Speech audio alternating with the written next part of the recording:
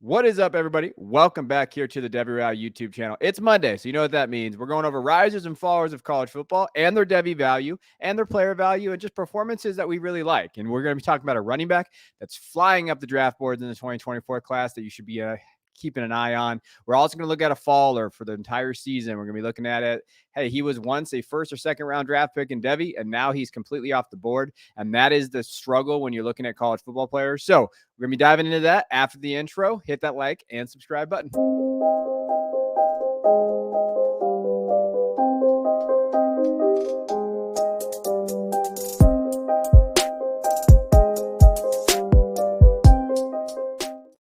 All right, so we're going over risers and fallers. As you can see, we're going to be talking about our guy Jonathan Brooks today. But first, let's go over our risers. So we're going to be looking at players that we think have risen in value, especially from the Devy format and just a value standpoint, and who could have some NFL upside. So first up is Roman Wilson. You know I'm going to talk about a Michigan wide receiver when I can. Haven't been able to talk about a Michigan wide receiver for years, probably since Braylon Edwards, but Roman Wilson, 6', 192. I think, Jeff Bell's been a big proponent of him here at the channel, here at the TDR. He's talked about him, and I've known about him, obviously, he's a Michigan fan, but he's looked good. His receiving grade is one of the best in the country at 88.5. No drops. He's one of those guys that when he gets targeted, he doesn't drop the ball. And I think when you're looking at the NFL and what we've seen from NFL offenses and what we're looking at, like projecting these guys, Roman Wilson fits right in, right? Roman Wilson's going to fit right into those offenses. He's going to fit into what the NFL likes.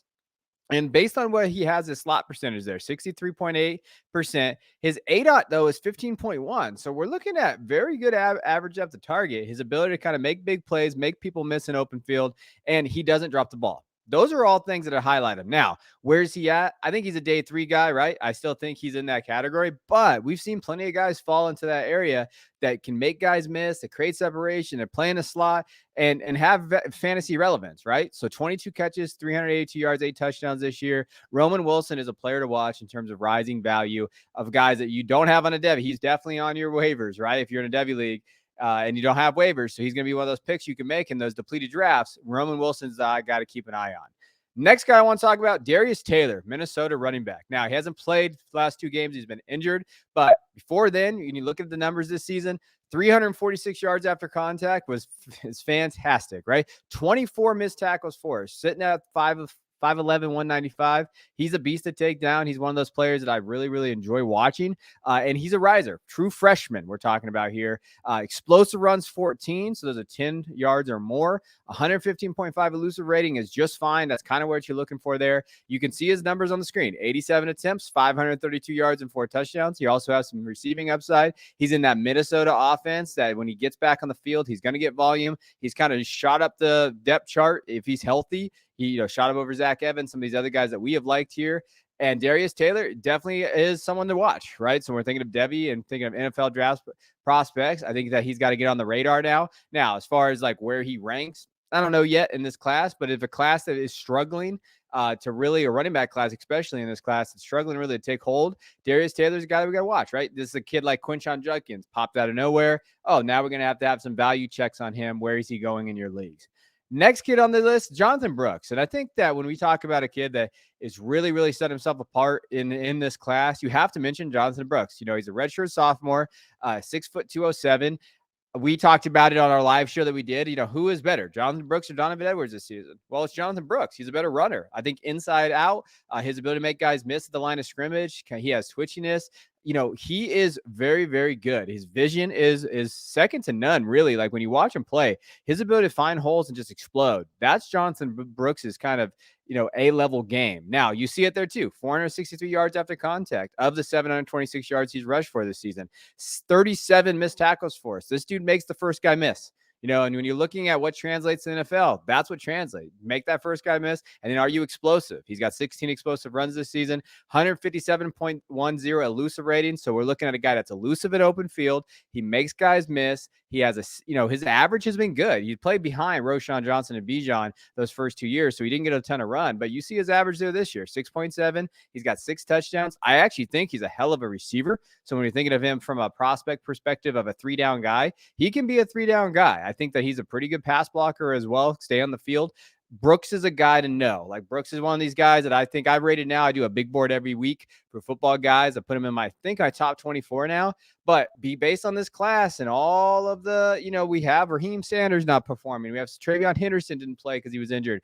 There's guys out there that I could see leapfrogging some of these guys, and Brooks is one of those guys. But hey, he puts in a good season, gets over 1,000 yards rushing, good pass catcher, gets day 2 capital. Now we're talking about Jonathan Brooks next year as being that sleeper. So he's a guy to kind of keep your eye on there. And then the last guy I want to talk about, I want to go deep today. So I want to kind of talk about Colin Lacey. Lacey is one of those players that the NFL is going to like. Now, I'm always a little hesitant with non-Power 5 guys, but got to give my G5 guys some love. And Lacey has looked great this season. 5'10", 190, wide receiver, really plays in that slot. You see that slot percentage there, 65.2%. His ADOT's not amazing, 9.6, but we do like what he can do, right? Only 3 drops. 80.8 receiving grade, but the dude's just getting targets and making plays. 39 catches, 723 yards, and 6 touchdowns. He's averaging over 18 yards a catch. He's fantastic. So when we think of guys and we're looking for those deep guys, right? Let's say you're in a college fantasy league or whatever. Lacey's the type of guy that, you might be able to add. Now, because he's putting up so many points on that side, he's probably not going to be available. But in Devy and those type of things, he's a guy that in those depleted drafts that you can maybe take a shot on, right?